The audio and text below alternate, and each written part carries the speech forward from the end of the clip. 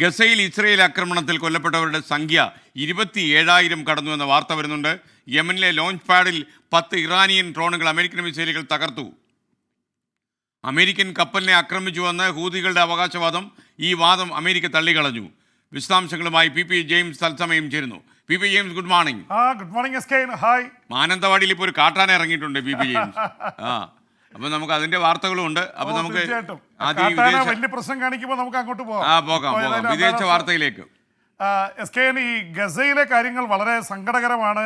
ഈ മരണസംഖ്യ കൂടുന്നു എന്ന് പറയുമ്പോൾ വല്ലാത്ത രീതിയിലുള്ള ഒരു ചങ്കിടിപ്പാണ് ഉണ്ടാകുന്നത്. കാരണം 27,000 എത്തിയിരിക്കുന്നു. യുദ്ധം 4 മാസം എത്തിയിട്ടില്ല. ഈ 7-ാം തീയതി 4 മാസം തികയും. പക്ഷെ 4 മാസത്തിനുള്ളിൽ 27,000 പേർ കൊല്ലപ്പെട്ടു എന്ന് പറയുന്ന ഒരു യുദ്ധത്തിലെ വല്ലാത്ത കണക്കാണ്. ഇന്ന് മാത്രമല്ല എസ് കെ, ഇതിൽ 27,000 പേര് കൊല്ലപ്പെട്ടതിൽ 20,000-ലേറെ പേർ സ്ത്രീകളും കുട്ടികളുമാണ്. 12,000-ഓളം കുട്ടികൾ, 8,000-ലേറെ സ്ത്രീകൾ. ഇവരൊക്കെ പറയുമ്പോഴും ഇത്രയും സിവിലിയൻസ്, സാധാരണക്കാർ കൊല്ലപ്പെടുന്നു, നിരപരാധികൾ കൊല്ലപ്പെടുന്നു.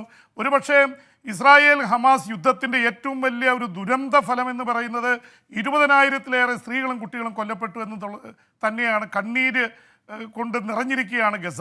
അപ്പോൾ അതിനിടയിൽ ഒരുപാട് കാര്യങ്ങൾ നടക്കുന്നുണ്ട്.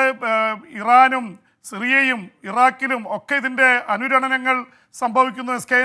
ഒപ്പം തന്നെ ഹൂതികൾ വീണ്ടും ആക്രമണം നടത്തിയിട്ടുണ്ട്. ഹൂതികളുടെ മേലെ 10-ലേറെ തവണ അമേരിക്ക യമനിൽ ആക്രമണം നടത്തി.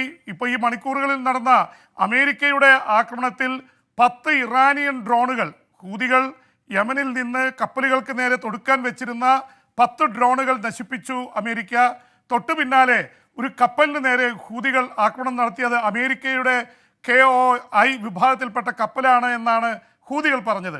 പക്ഷേ ആ വാദം അമേരിക്ക തള്ളിയിരിക്കുകയാണ്. ഒരുപക്ഷെ അമേരിക്കയുടെ വാദം ശരിയാണെന്നാണ് അന്താരാഷ്ട്ര റിപ്പോർട്ടുകൾ വരുന്നത്. അത് ബ്രിട്ടീഷ് ബന്ധമുള്ള കപ്പലാണ്. നേരത്തെ അവർ കത്തിച്ച മാർലിൻ ലുവാണ്ട എന്ന ലൈബീരിയൻ ബന്ധമുള്ള കപ്പലിൻ്റെ ഇതിൽപ്പെടുന്ന ബ്രിട്ടീഷ് ബന്ധമുള്ള കപ്പലാണ്. അത് അമേരിക്കൻ കപ്പലല്ല എന്നാണ് റിപ്പോർട്ടുകൾ വരുന്നത്.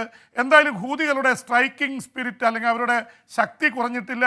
പ്രത്യേകിച്ച് എസ് കെ, ഇത് ചാവ് കടലിൽ, റെഡ് സീയിൽ നിന്ന്, ചെങ്കടലിൽ നിന്ന് ബാബ മാൻഡലി, കണ്ണീരിൻ്റെ കവാടം എന്നൊക്കെ അറിയപ്പെടുന്നതിൻ്റെ അടുത്തെത്തുമ്പോൾ കടൽ വളരെ വീതി കുറഞ്ഞു നിൽക്കുന്നു. അത് യമൻ്റെ ഹൂതികളുടെ ഭാഗത്താണ്, ഹൂതികൾക്ക് കൺട്രോളുള്ള ഭാഗത്താണ്. അവിടെ നിന്നാണ് വളരെ എളുപ്പത്തിൽ അവർക്ക് കപ്പലിനെ അടിക്കാൻ പറ്റുന്നത്. അതുകൊണ്ട് കൃത്യമായി അവർ ടാർഗറ്റ് ചെയ്ത് നിൽക്കുകയാണ്. അവരെ ഇനിയും തുരത്താനൊന്നും അമേരിക്കയ്ക്ക് കഴിഞ്ഞിട്ടില്ല. ഇതിനിടയിൽ അമേരിക്കയുടെ ചില കാര്യങ്ങൾ മധു കൊട്ടാരക്കര പറഞ്ഞതാണ്. ഇറാൻ്റെ കാര്യത്തിൽ ഇറാനെ ആക്രമിക്കാൻ തയ്യാറാവില്ല, പക്ഷേ ഇറാൻ്റെ കേന്ദ്രങ്ങൾ സിറിയയിൽ, ഇറാഖിൽ, മറ്റ് പ്രധാനപ്പെട്ട സ്ഥലങ്ങളിൽ ആക്രമിക്കാൻ അമേരിക്ക തീരുമാനിച്ചു എന്ന വാർത്ത കൂടി വരുന്നുണ്ട് എസ് കെ.